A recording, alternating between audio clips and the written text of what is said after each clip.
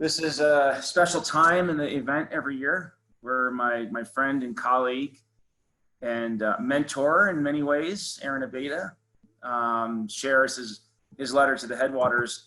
But really, Dave, I'd like to share my screen.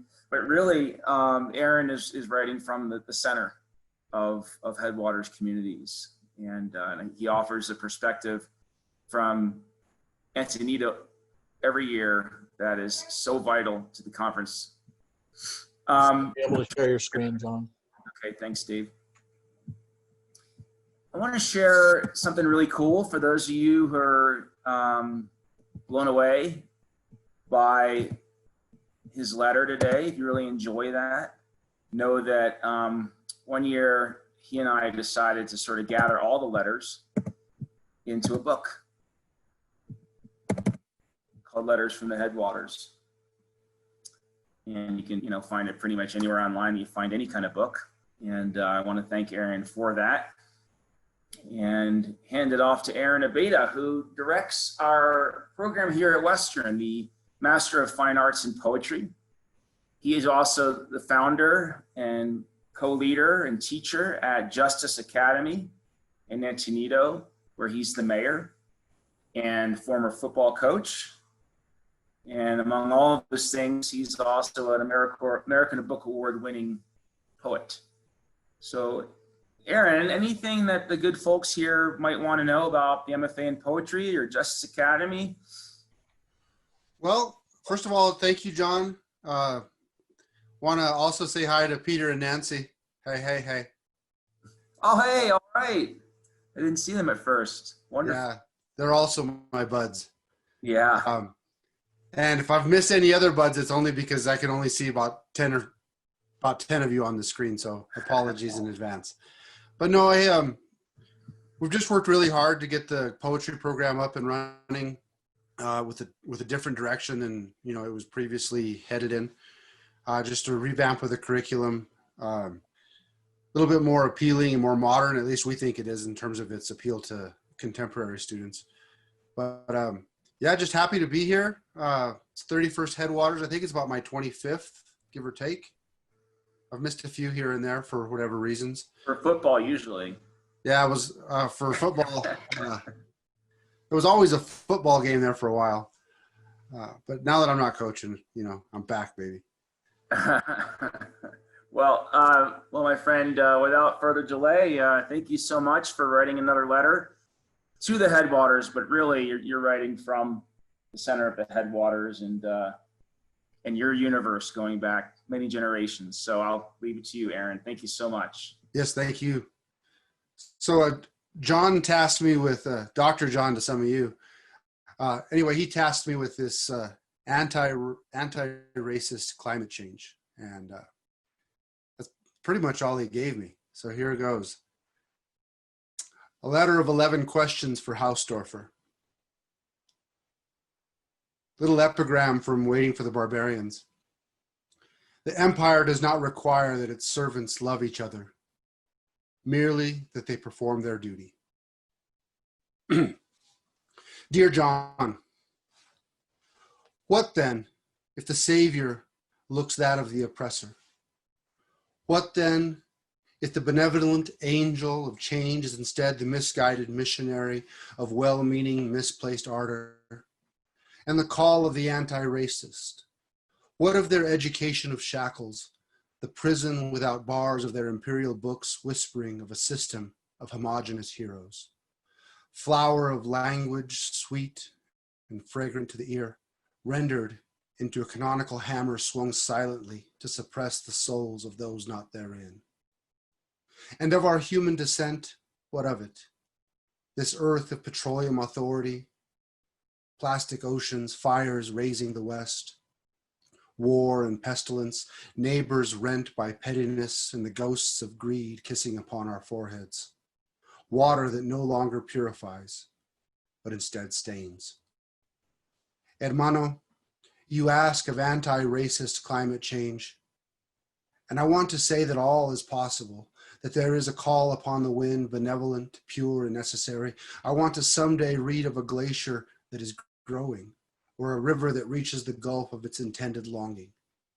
Someday, when I read a book or the news or the faces of my people, I hope to find some eternal fruit of our tenure on this planet, something of our perseverance and our temporary human stamp on place and our attempts at a sweet permanence. I no longer wish for the books of not belonging, the bitter septic colonialist osculation of my gente, turned against one another, surrogate of the hate their supposed education has taught them. Assimilation is the deforestation of the human soul. Poverty, the genetically modified organism of a deliberate and measured genocide. Impossible act of hoping to belong is the warming ocean of despair. The triage of rent or food is the cyanide leached into the river. The brutality of living and the arrows of hatred inflicted by so many weapons, from words to missiles, those, my dear friend, are the oil slick washed upon the shore of our day-to-day. No flight possible, suffocating in the grime of spilled negligence. I could go on here, but I know you are seeing my point, though I will, bluntly, repeat it here. The well-meaning stewards of the earth must be competent on a human scale as well. Loss on any level is connected. How then to be culturally competent? How to reach beyond our ridiculous and naive aspirations of a colorblind society, this absurdity of equality? Seek equity, not uniformity. Find peace in not knowing. How arrogant and complacent to feign at conquering difference, not with knowledge or human touch, but with fallacy and assumption. Summon the distant and faint echoes of when you did not belong, or the fleeting moments when you felt entirely alone, or the despair of brokenness that visited once. Now stir them, mix them, multiply them by generations, unfold them, this alchemy of shared human experience, and then, perhaps, you will know the plight of the earth, the poor, the lost, the broken, the beaten, the conquered, the fallen entirety at your doorstep. To be culturally competent is to be more than an ally. To be culturally competent on a greater plane is to finally be comfortable with being wrong about those assumptions that have masqueraded too long as truth. So what of hope? Amigo, what of a letter not so attuned to misery, but is instead seeking the clearer frequency of a shared calling? I would be remiss to lay open the problem upon your table, to lay it open upon this table of brotherhood, and then walk away, leaving you to supper alone on the tough meat of anguish. You asked me once the same question that was asked of you, the question you grapple with still. What kind of ancestor do you want to be? What lives after us? Can the legacies of our better angels persist? We must believe they can. We must do more than believe.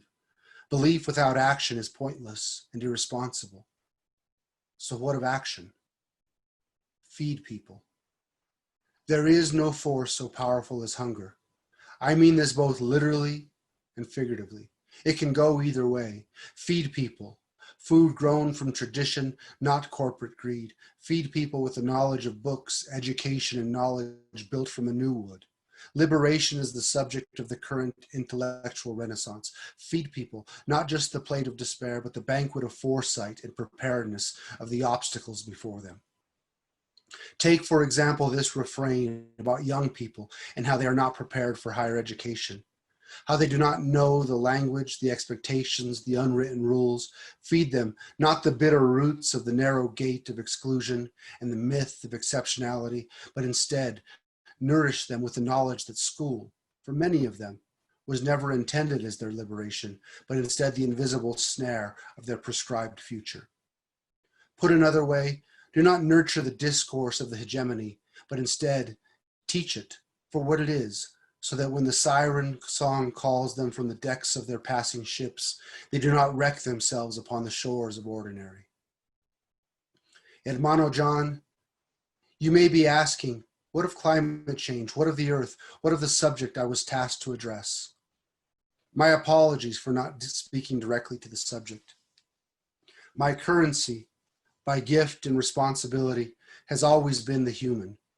But I suppose you know this, and that is what you knew I would take, and that is where you knew I would take this letter. Once you called me something of an agitator, though that is not the term you used. I believe you called me a complicator, and I own that. From the various points of distant light, I have accepted the obligation of creating constellations that perhaps are not so evident to others. Anti-racist climate action, your topic alone, has already joined two disparate stars. In a sense, you have already pre-complicated the subject, and for that I am grateful. Many of us, either through our knowledge or our denial, know the language of a climate and a world in peril. It is a type of faith I am presenting here. Call it hope, call it promise, call it aspiration, or maybe just identify it as a shared calling. Whatever you name it, please know that what we do to humans, the weak, those at the periphery, the poor, the voiceless, the assimilated, and the broken, what we do to those, we do to the earth.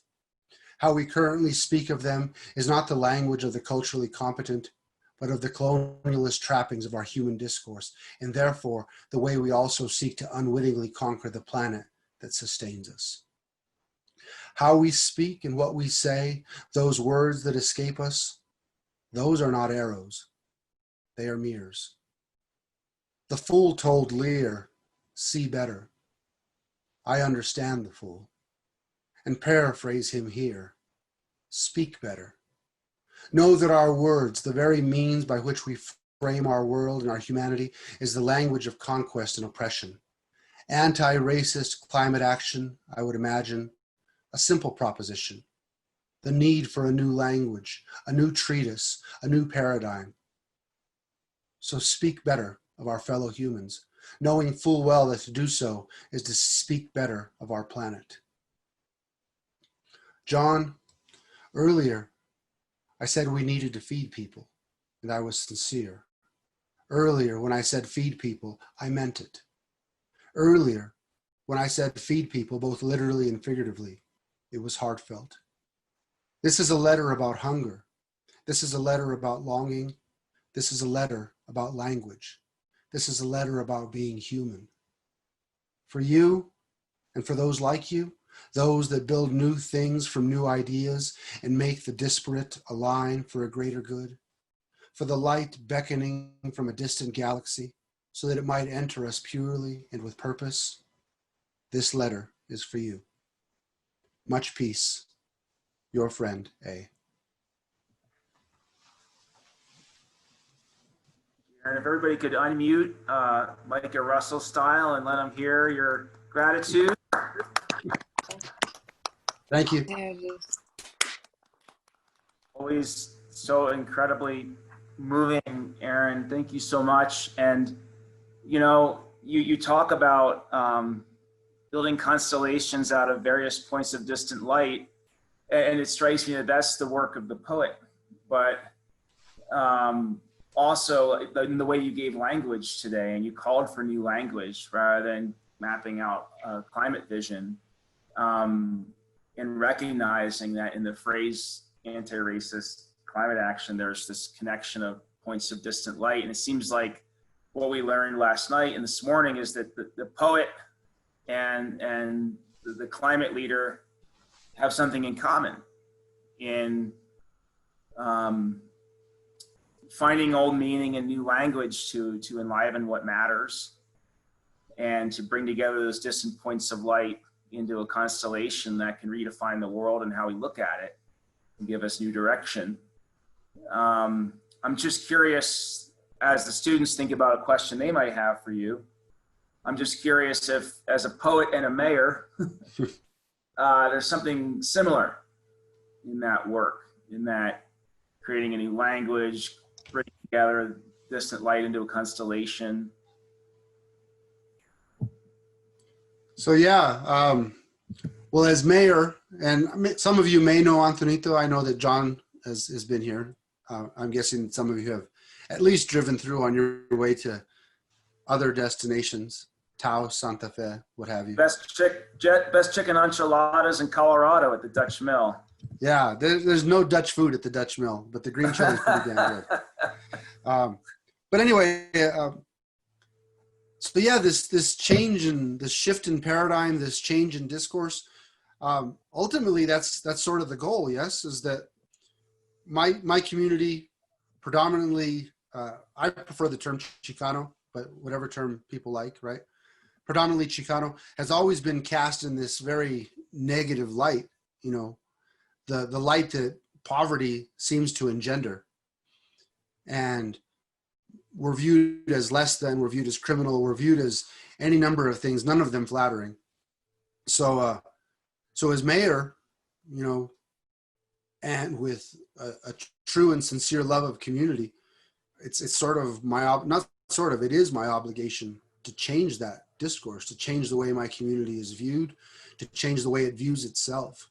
And that's the reason that Michelle and I started our school, right?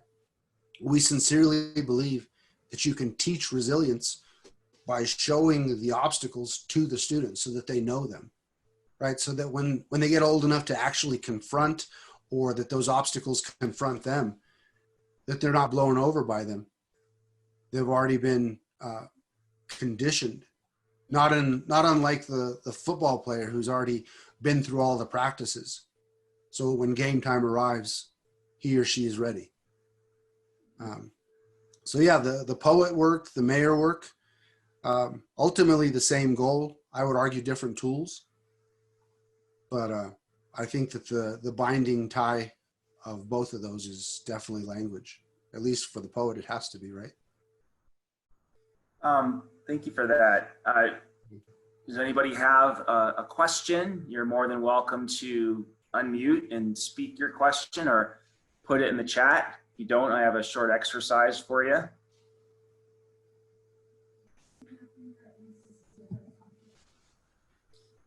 Somebody asked earlier where the written copy was. I'll send it to John. Yeah, we'll put it on the Headwaters website, and then I don't remember how many letters we have in the book, Aaron. I shouldn't say we, they're all your letters. All I did was throw them into a book, but they're beautiful. And Thank you. Letters, Aaron, is not just written to the Headwaters Conference, but letters to his alma mater, letters to a judge before sentencing a loved one. They're incredible. Does anybody have a question they'd like to ask of our mayor, poet, professor, constitution creator? Thank you so much for joining us there, and that was beautiful and inspiring. I was just reflecting on what you just said, and aside from just educating ourselves about what we're trying to confront, like how now I'm losing my words, but how best would you like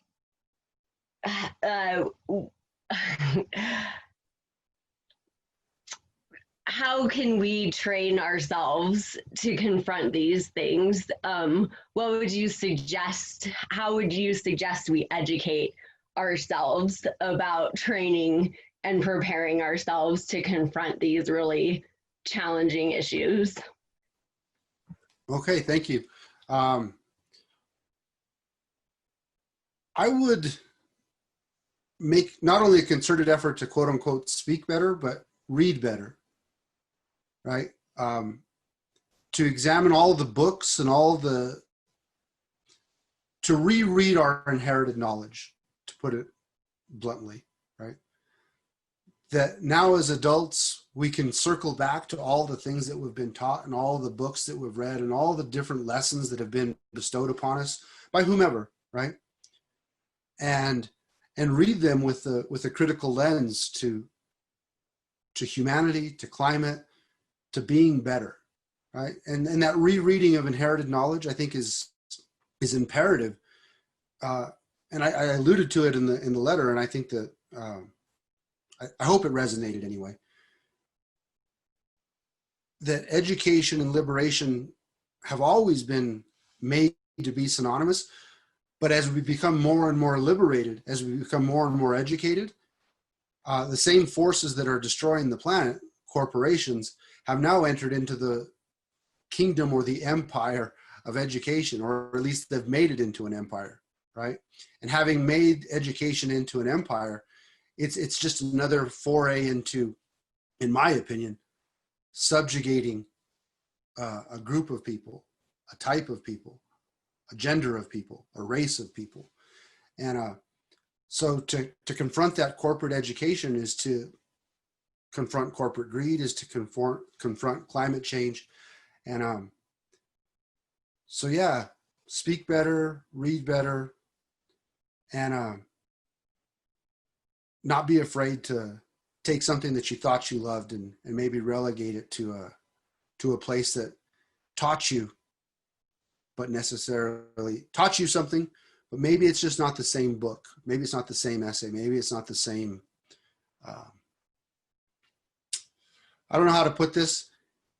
It's not the same influence that it had on you before you could read better, before you could see better, before you could hear better, before you could speak better. I hope that made a tiny bit of sense. It did. And I think it leads into our next question nicely in terms of going from that self-learning to community learning.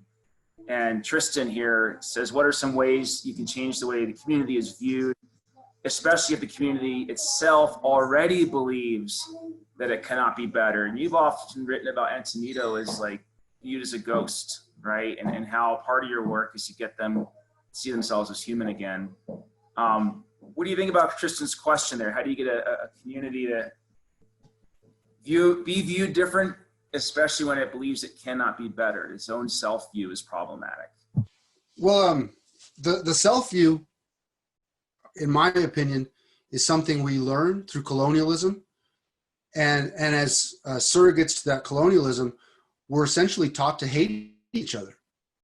And as we're slitting each other's throats, we're losing our language, we're losing our land, we're losing our water rights, we're losing everything which had previously placed flesh upon the bones of said ghost. Yes.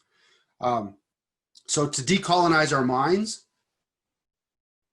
well, I'm speaking only for myself and how it worked for me. And I'm not saying that I'm completely decolonized either, but I'm on that road at least. For me, it was to be able to see myself in what I was learning, right? For the longest time, for my entire educational upbringing, entire educational career until I was about 22 years old, the first time I ever read a character that looked like me, right, was from a place like me. Everything in my education had told me that I didn't belong. So back to education and the types of books we read and the messages that they convey, but on a level that is independent, but somehow tangentially tied to education, to reinvigorate culture, language, heritage, the stories that essentially help a community be a community, right? Because when we're fighting each other, those are the things that are lost, right? When survival is of the utmost importance, you care very little for the oral tradition. When you can't feed your family, you care very little about whether or not, homework is done, or whether or not, your job is meaningful in a way that makes you and your community better. When you're made to choose between your health and your prosperity on a constant basis, those things essentially take precedent over everything that makes you who you are, that feeds your soul, so to speak. So yeah, as a mayor, how do you change the community? Well, everything that I've done as a mayor, and this is not to pat myself on the back. Anybody that knows me knows that this is not what I like, right? I don't like talking about myself. But we've executed nearly $20 million worth in grants and about $30 million worth in projects. And everyone that we've hired, with the exception of an engineer, has been local, right? Because work is dignity. And dignity is the cornerstone and the foundational piece of making people whole. So to make a community whole is to bring work, is to bring purpose. And then if you take those barriers out of the way, then we're able to focus on our language, our heritage, our foodstuffs, on who we are as human beings. That's beautiful. I mean, congratulations on that. I know you don't like talking about yourself, so thank you for sharing that. We'll do one more question from Noah here, and then I have a final question as a transitional question to John Cattles. Noah asks, have there been many roadblocks in teaching resilience, as well as the many other aspects of your work toward environmental justice and equality? What have these roadblocks done to improve your approach? Well, the roadblocks are always difficult, and the roadblocks to teaching, because we teach 1st through 12th grade. They're mixed age classrooms. Everything is filtered through a justice and heritage lens. Everything is focused on the teachings of Paulo Freire and Sonia Nieto. We teach core curriculum, but we angle everything towards Freire and Nieto. But the roadblocks have always been, and still are, right? Jealousy, fear, imposter syndrome, the need to choose between healthy food and crap, if I'm being blunt, right? So we do food justice, we do social justice, we do environmental justice, we do racial justice, right? Those are the cornerstones of our curriculum. And the most difficult one for us has been food justice, right? Because in a poor community, the cheapest foods are the worst foods. So to be self-sustaining, this year we had 3 gardens. I was able to write a grant so that 7 of our families could grow their own food. We're in the process of acquiring 18 acres so that we can raise our own animals, right? But those are cornerstones of who we are. So getting people to believe that they have the wherewithal, the confidence, honestly, that's been the hardest thing. One of the things we don't allow at our school is the phrase "I can't" or "I don't know." Even if they don't know, we make them guess, right? Because you can start to believe anything if you hear it enough, right? So just a mantra, feed yourself better, grow better food. Never say "I can't." Fall down 99 times, get up 100, right? And the hardest obstacle, seriously, is just changing the fear and the doubt, taking that and converting it into something useful. My favorite conversion is doubt into anger, but because to me, anger is a powerful tool. But for others, it just might be doubt into confidence, or doubt into joy, or doubt into, some sort of meaningful purpose, right? So whatever works, but those conversions are difficult. I hope I answered the question. Well, that's what we call transformational teaching, right? You're on the other side. You just don't see yourself, the world, your community in the same way. Can't put the toothpaste back into the tube when someone's experienced education the way that you're delivering, Aaron. It's incredible. As a final question, well, given what you've been saying about the sort of colonized mind, and Regina just commented here, she's one of our MEM students from Ute Mountain Ute, and she connects with that. And, when you think about the level of doubt in your community and the poverty of choices in your community, the way you talked about jobs, as a mayor of a community like the one you just described, when you hear climate action plan, what do you hear? What would that need to look like for it to be worthy of your time, your people's time, your city council's time, your budget? Does Antonito have the beginnings of a climate action plan? Is that even in the discourse? What can we learn for our climate action planning from efforts in your community? Well, I mentioned the gardens already. Yep. We've started a recycling program. For the first time in my lifetime in our community, we have recycling. Getting people to actually recycle and not throw their diapers and their trash into the recycling bin is another task. But still we have recycling. But you asked, what does climate action plan sound to us? And if I'm being honest, John, I think it's a noble pursuit, but we have to have something to protect first, right? So much has already been stolen. So much has already been lost. I mean, we can't protect the water that we don't own anymore. We can't protect the land we don't own anymore. We can't protect the language and the heritage that we no longer possess. So reacquiring any sense of belonging, any sense of place is what climate action sounds like to me, because to reclaim is to essentially bring it back to the people and the community that culturally, linguistically, in a heritage sense, it's always belonged to.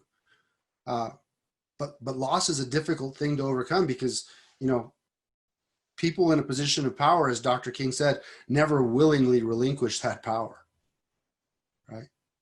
And I think he went on to say it must be demanded. So to demand those things is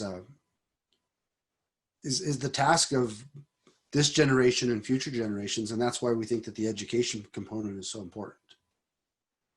But yeah, climate action plan to us is protect our water, protect our canyon, protect our land in general, and by doing so, protect our health. And having protected our health is essentially another way of saying making sure that we're a healthy community, literally and figuratively. I'm going to have to sit with that for a long time, this notion of why ask a community to commit to climate action if there's nothing within the climate that feels like theirs. That's really, wow, that's incredible. And that's where education comes in again, and the decolonial education and revolutionary education you're talking about and delivering. So everybody, if you could show yourselves on your screen or comment in the chat or unmute, let's all just offer as much gratitude as we can to Aaron. Thank you so much, Aaron.